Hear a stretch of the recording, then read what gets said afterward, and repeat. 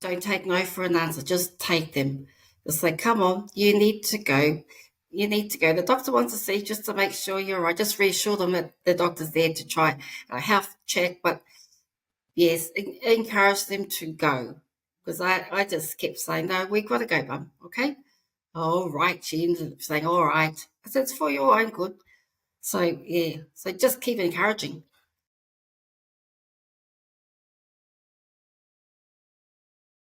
Hey, and welcome back. We are here at Pat Mesiti's best-selling author podcast. Karen Rongonui is here, who is from New Zealand, but she moved to Australia in 1990, and she worked in the healthcare industry, the disability sector. Karen is passionate about helping others, and she is a co-author with Mr. Pat Mesiti in our book, The Light Bulb Moment, and Karen's chapter is called Dementia, Our Journey of Hope, Understanding, and Recovery, where she shares some interesting and helpful and personal stories about her dealing with her mother and just kind of that slow dementia process. So we're going to ask Karen about what she's learned, what she can tell us, what we're not even sure we need to be asking about dementia. Karen will fill us in. So Karen, glad to be speaking with you. I'm glad to be here. Wonderful. And so we filled the audience in a little bit about what you do and what you've written, but in your own words, like what's your current passion and focus? To help people and understand that if they need help of any kind, there's always help available. Don't be shy to reach out, because there's always someone there willing to give a helping hand. I'm willing to give a helping hand if they ever need to talk to someone. Just listen. Someone to listen to them, show that we care, show that they, yeah. And that's good life advice, right? That whenever we're feeling a little scared or depressed or just not very well, usually the answer is to pick up the phone or get outside or just talk to that person who can help us. And you also threw in there that if you're on the other side of that, right? If you're lending a helping hand, you don't Yes, have to solve someone's problem for them, right? If they say, hey, I'm not having a good time at work or with my family, like just listen, be supportive, be there for them. It's so simple, but it's easy to not follow that advice. it is. It's easy. The thing is to listen, but don't necessarily have to comment, but just be there and listen to what they're saying, because some people are actually listening, but they're not really getting what the people are trying to say. So I just Right. think, to be caring and sincere that you want to help them. And so help us tap into some of that. Like, what do you want to share with us? Like, what have you gone through, or just what kind of help have you provided that was like a nice, warm, pleasant moment to like think back on and share with us? Well, we didn't. My family and I, we didn't know what to expect. We didn't even know what dementia looked like, and along the track, you just think it's part of old age. But then again, if you really look and take notice, the actions are a bit different, and they could be going deep into themselves, like cutting themselves off from family. They want to be more alone, and they're just little signs that you think, oh, that doesn't seem to be right. Just things that they just don't fit right with your gut feeling. You just know, but you're not too sure when you think you don't feel silly to think, oh, like I passed off, oh, it was just old age, but we were wrong. It was something that was already there. It was already established. If we'd caught it sooner, well, might have been able to slow the progress down, but not stop it. Yeah. And I already have a bunch of questions for you about just like dementia awareness in general, but I want to make sure I'm digesting. Like you're saying that it's important to listen to someone and be supportive, but also be observant, right? And especially if we have that elderly family member, mom or dad, and just notice that their behavior may be changing. And sure, it might be part of old age, but what comes to mind for me is like, okay, say we're in that situation, right? And Mm-hmm. mom or dad is kind of just acting a little bizarrely. Like, what would you say constitutes bizarre behavior? And is there a test, or is there like a way to like convince mom or dad to go in and say, hey, like, let's get this checked out? At first, she was reluctant. I had to take her to the doctors because I spoke to the doctor and said there's something's not right. So they put her through several tests, and then they had to said we got had to get a referral, but that took weeks, at least five weeks before we were able to get in there to see somebody. And same thing. It's just she couldn't remember. She didn't know our address, her home address. She didn't know what day it was, or she'd forget that she was really taking pills and take war pills, so I had to take everything out of her, put those away because she could overdose herself. And sometimes I felt as if she forgot that she was how to eat or drink. She forgets. We had to encourage her to have a drink something, but because she just wouldn't do it on her own. She wouldn't And do it or so, couldn't, remember? yeah, and Mm. that seems like it's kind of it opens your eyes to how little we know what's going on in someone's head, right? Because we Exactly. know what year it is, we know where we live, we know our address, but and then you just Mm. kind of assume everyone else is behaving in the same way. So that's kind of that in itself is interesting, right? That mom might be really far gone, and we just haven't noticed because we can't read minds. And so when you convince mom to go in and take the test, and like you're going through all the medical, red tape paperwork, like what is the test like? Because we've heard about things like they say like identify a horse or like what year is it, but like what is the process like as far as getting tested for dementia? Well, first of all, they asked her what day it was, what was her birthday, what's her name, where she lived, her door, those type of things. And then she was asked procedural questions like the professional would say a sentence to her, well, not a sentence, but mention 2 or 3 words, and said, "Can you repeat those words?" Or she'll give her instructions on like little signs to point out signs and things like, and she couldn't remember what things. And it was only just a couple of seconds ago that she was asked these questions. She couldn't remember what she had to repeat back, or she was getting mixed up.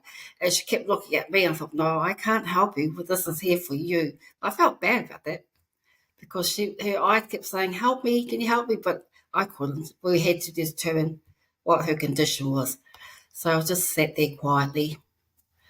Yeah, you had to get accurate test results, and Yes. and like we're saying, be there for her and help her through that process. And so you mentioned also that it would have helped to find out about this sooner. And you always hear about how amazing things are happening with medical science, right? Like in the past, we might not even known it was dementia or been able to treat it, but you hear about there's drugs or activities like have someone do crossword puzzles. And so once you get the dementia diagnosis, like what are the possibilities? What can be done?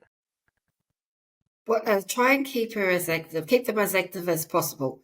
Like she used to be a good, she loved reading, and every morning would go down and get her a newspaper.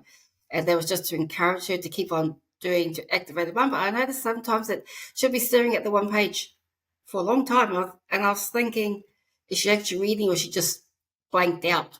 And a lot of the time, she was blanking out. It was just blank. She's just holding on to the newspaper and not her head wasn't even moving with the words, just staring at the page. So that wasn't too good. There was a Right, lot of that's things, scary. yeah. And she liked playing cards, patience to herself. She loved that, and she slowly stopped playing that. She just went and sort of went into I can't be bothered with anything mode. Like just to get up and get changed was a bit of a. Says, "Come on, get changed." She says, "Okay." So she'll go and I said, "Oh, change those clothes. You had those on yesterday." No, I didn't. So I had to get into a routine and say, "Put your dirty clothes into the washing basket," and then I put the new set of clothes out so she knew to get changed into the new set of clothes. That type of stuff. She slowly gave up on her appearance and things like that. Yeah, So so figuring out the new routine to make things work a mm, little better. And so you're saying that it helps to continue with the activities yes, and kind of do as much as you can. And what I think is really nice and fun about your story is that, like, sure, you have tips and give us advice on what to do, but a lot of the stories like this are like really sad. But it seems like you and your mom got along really well and had a lot of fun hijinks. I think that's an important lesson, right? To look for yeah, the good in everything. And you, again, I'm just kind of digging my brain about like these things I've heard and getting clarification from you. But you hear about when you have that old family member and their mind is kind of going and they're getting dementia, that sometimes it's fun to talk about the good old times, right? And go over pleasant memories and break it out the is. photo album, things like that. So what kind of happy memories like that did you go through with your mom? Oh, we did, because she loved having looking at photos, and she'd pull out the photo albums, and she'll go through things that some of the real black and white photos, and she'd recall where they were like happy memories, and I'd say, oh my gosh, you can remember way back then. It was like she was reliving the past, but some of the stories she told, it was real funny. Yeah, no, but other times she didn't remember. But if she remembered your name, that's a good day. Otherwise, she'll just Right. look at you. Yeah, but So, we had so good days and bad days. and it can be a little exciting and unpredictable, right? That she Yes. might have a fun memory or might remember you. So it's not all the monotonous, routine, dreary. It can be kind of fun and interesting. And so, you've gone through all of this. And how long ago was this? Like, when did mom get sick, and when did she pass? Oh, well, she passed away 2 years ago. But before that, because she's always been, health wise, wasn't very good. She had emphysema, but she was diagnosed with dementia about 3 years before she passed away. But then it was already there. It was already had been established. So, but I thought that the 5 weeks, but no, it was already there from the get way before we even decided to take her. So, so And that's good to know. That's good to know going in, right? That there might not be visible signs, and then by the time you catch it, it's already kind of a fair ways in. And yes, so when you got the diagnosis and started going through this, and there started to be changes around, is there any advice that you wish you'd gotten at the beginning? I just wish that I had watched her more closely and thought, you know, when I, don't just brush things off thinking, oh, it's only old age, because that could be the start of it. So if you're able to catch that early instead of just thinking just old age, because sometimes it could be and sometimes it might not be. So yeah, whether if you think something's all right, just go straight away. Don't hesitate. Don't just pass it off as old age, because the sooner you find out, the quicker you can get help and find a care plan to help you through the times, through the days.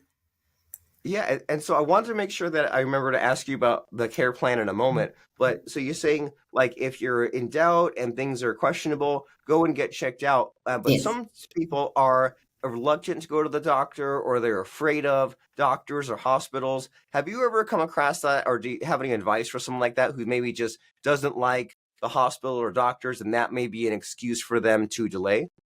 Uh, that's true. I've had come across people like that, but then again, um, we actually we had a friend, husband's friend, that he worked in the dementia department, because we didn't know what was going on. He just came over one day for coffee, and he sat down with us and talked to us, and it would help because we were at a loss. I didn't know what I was going to do, what was our step one.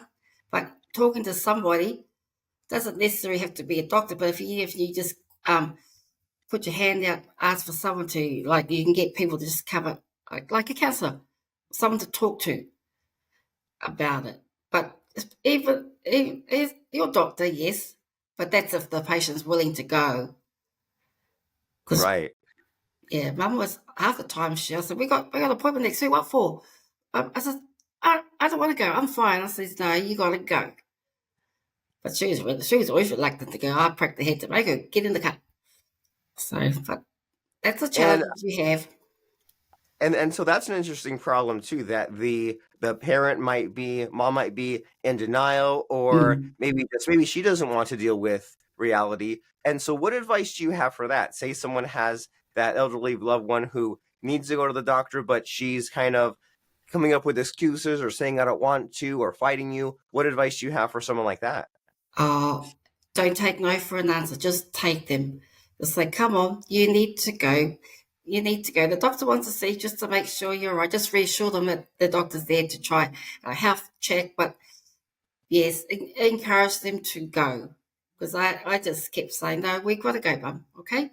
All right. She ended up saying, all right. I said, it's for your own good. So, yeah. So just keep encouraging. Even though she Okay. was refusing, I just kept on encouraging. Then he said, come on, we're going. Where are we going? We're going to the doctor's. Oh, okay. But she, sometimes I didn't even tell her where we had put, but I'll just go up there and said, oh, get changed. She goes, where? I said, where out? I said, where? I said, out, come on. And then we'll go to the doctor. She goes, oh, you brought me here? I said, yes. But see, sometimes I didn't tell her we were going because she didn't want to go. Well, she was all right once I got there. It was just getting Right. her out to get there. Yeah. So Yeah, yeah, we're don't take no. don't take no for an answer. We're going in the car. We're going off on an adventure, and then and there's definitely a life lesson in there of just get there, right? Like there's been so Yeah, many times when we had to go to school or just like be somewhere, go to the gym. Oh, I don't want to. You just get there. Once you get to the gym, you want to work out, right? Oh, I don't that's want to go to the right. doctor. Just worry about getting in the front door, and then all you have to do is worry about getting signed in, and then you're really stuck, right? Then you have no choice but to see the doctor. So if a problem seems too big, just worry about getting there and taking the first step. And so you mentioned about how once mom or the loved one gets this dementia diagnosis, and then you have to figure out about the coming years. You mentioned about this idea called the care plan. So care plan, what is that? It's a plan that I got professional help with and advice. It's something that they put in place. First of all, they come, like, they care support we got, and they come to your house, they talk to your loved one, like they spoke with mum, everything like that, and they try and find out how they can help you. Whereabouts, like they were the ones that suggested that I get respite care because I was 24/7 with her, just to for my own well-being. That's fine, and then they'll come along and they give you a plan to follow, little things to be aware of, like uh, stick to certain routines in the morning, like your breakfast at the same time or things like that. And because they said that sometimes they forget that they have to eat, so always encourage little snacks during the day because they won't eat. Because mum never used to eat. I had to sit there watch her sometimes. You're going to have something? Or other times I thought, because I said to her, would you like a cup of tea? Because she used to like to have a glass of beer every now and then. So would you like a cup of tea? Maybe tea was going cold by now. I went to go and have a look, and it was beer. She had a cup of beer. And I said, oh, no medications for you now. Right. Yeah, but she used to go down and get a bottle of whatever, or a stubby, put it into a cup because she used to like a little drink every now and then. But that's why I had to make sure that she was actually drinking tea before I gave her medication. But Right. sometimes it would be beer. But no, Oh, hey, exciting. you got to have some joys in life.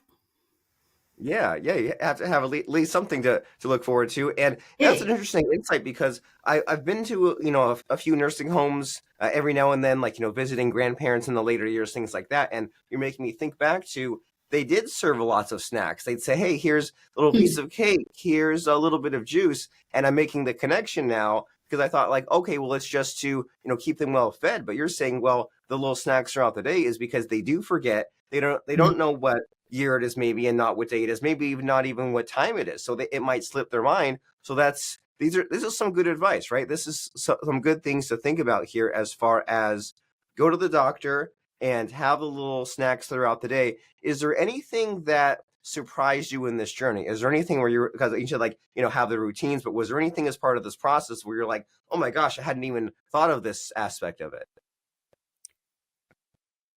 No. Oh, well, now when we first found that mum was diagnosed, I went into panic mode because I was thinking, oh my, what am I going to do? I don't even know how. I couldn't even thinking I was starting to panic, and I sort of got depressed. I was going into myself. Well, I wasn't talking to my husband, and I was thinking, what are we going to do? How's things going to? How are we going to look after mum? What? And I kept on thinking about the negative things that was not even like into the future. I thought, no, you can't do this. We'll go and stay in the now and just figure out now what we're going to do day by day. So because you do panic because I started to think, oh, can I handle this? But then I thought, yeah, let's stop, think about it.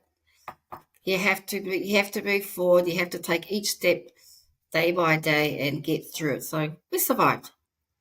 We Yeah, and survived. it's normal to panic, right? Because your mind is saying, okay, I have this huge problem. This was Mm, not expected, and you think about the worst case scenario. That way, you'll at least you'll know what to do if the worst of everything happens. But luckily, the worst, like even when bad things happen, it's never the worst case scenario. And it seems like it's just helpful to be educated about some of these things, right? And just to know what may lie ahead, so that way, when it does come time to look into the care plan and the respite service and all mm, these other things, then we can be prepared for that. And it seems like what you keep revisiting with us as far as the good advice is just don't go it alone, right? yeah. Communicate, talk to your counselor if there's no one else, talk to your spouse. And do you know, or have you looked into like support groups, like while someone's going through this? I imagine there's like other peers you can speak to about your problem. There was some support groups there, like I could go into chat rooms and things like that, or read about. But I had to went to our public library and I got a DVD, and it showed there's about 6 people on there about their lifestyles and what they were going through, and that really helped. I kept playing it over and over again. That helped me understand exactly what they were going through and how to cope with things. Apart from talking to other people that's was in the same boat, because you think you're alone, but you're not. You know, there's thousands of people out there going through the same thing, but you just got to connect. Just Yeah, connect. and Mm, there's value in that connection, right? That's it's easy to forget that when you say, well, I've got this problem in front of me and I need to get informed. There's like the book learning, right? There's learning about the mm, facts and what you have to do. And then we've all heard, oh, I need to talk with someone, but then the people we talk with might not have a relatable or similar problem to us. But then you're saying that there's also, I mean, there's DVDs, there's videos we can hear yes. about other people's stories and know that you're not alone, and other people have gone through a similar journey as you, sort of the same, but sort of different. And so this is all helpful and wonderful to think about. And so as we're approaching near the end of our conversation here, is there like a missing question? There's something that you wish I'd asked you about dementia, healthcare, the journey with your mom, anything like that that you just wished I had asked you? No, you've all of what you asked me has sort of helped me to bring it all out, because I wouldn't have come forward if you didn't prompt me with all the questions. Because I'm not a very good communicator. Well, on Well, live. I disagree. I think you're great. I think that we asked all those concerned questions, and so as far as what you have ahead of you, right? You've done the like Mama's Past, you've done the healthcare work, you have this new book with Pat Mesiti. Is there anything that you are personally excited about in your life that you feel like sharing with us? Um, I, if people are willing to reach out to me, I'd like to help hold their hand and go through things with them, but be able to listen to them, share stories with them, and just anything if I can just communicate, build rapport with them, and make them feel good. I'd like to do that. Wonderful. And how can someone do that? Oh well, I've got my chat. They can contact me on my chat, which is www.chat2karenron.com. But otherwise, yeah, I'll find other ways to. Otherwise, I go through my Facebook page. But yeah, because there are a lot of people. Sometimes you don't want to go to a professional. You just want someone that you can chat to. I went to about 3 weeks ago. I went to a group, and I don't even know this lady. The first time I met her, I said, "Oh, how's your dad?" Because he was there, walking around, and she started telling me that he's got dementia. I said, "Really?" And we were just talking away there and things. And she I was telling her what I was going through. She goes, "We're just starting to go through that now."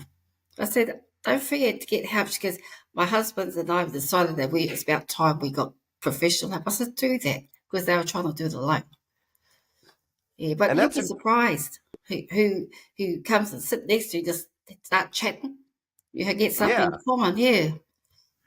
And there's no expectations, right? You just chat, No. see what happens, and that's very interesting to think about. That there's a lot. If say the loved one has dementia, there's a lot of Mm. scary thoughts in the future, right? And luckily, like you said, it happens one day at a time. So as long as you stay on it, you'll get there. But then there's a lot of uncertainty, including being not quite ready to seek professional help about like your own thoughts, your own situation, right? And so even if someone's not quite ready, then you think about, well, how can I maybe even make it simpler and do even one step before that, which might be go to chat2KarenRon.com and just talk to Karen about your situation, and just, have someone who will listen to you and connect That's and it. chat, and just kind of, sometimes you get the clarity just by speaking to someone else about your problems. And so people should go to chat2KarenRon.com. And as we're closing down our conversation here, Karen, life is full of fun quotes and sound bites and lessons that can help us get through these difficult times. So as far as what you've come across, right, in all your travels, all your helping people, does any fun, interesting quote or lesson come to mind that has really helped you? Well, actually, I did have one because I found this book that I was reading and I highlighted things and I went back over it and it said, be a good listener, encourage others to talk about themselves, make the other person feel important and loved, and be sincere.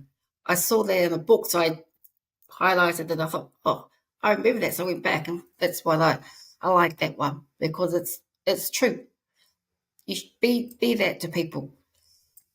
Listen to And them, be it's willing to it, it, it, listen. co- it costs no money. It's a good effort to Exactly. make, and not everyone does it. And it can be a rare thing, right? For someone to listen, like you said, listen and encourage them to talk about Mhm. themselves, make them feel important, be sincere. So there's basically like a 4-part checklist there, right? It's just to Yes. really do your part and to be a kind person and to just help others, right? And you end up feeling better, right? I mean, whoever is mean to someone and then feels good for a long period of time, maybe for like a few minutes, but in order to truly be happy, feel good, then help others feel good and just make them feel better. And that's being a good friend, right? Being a good human being. And so I will be thinking about that for a while. And I think that's really good life advice, because we all have these struggles and you don't have to be alone. And if you're going through this dementia journey, or you're just concerned and want to just have a conversation, then contact Karen. Her website is chat2KarenRon.com. And thank you very much, Karen, for a very interesting conversation about dementia and about life and being nice. I really appreciated it. Thank you.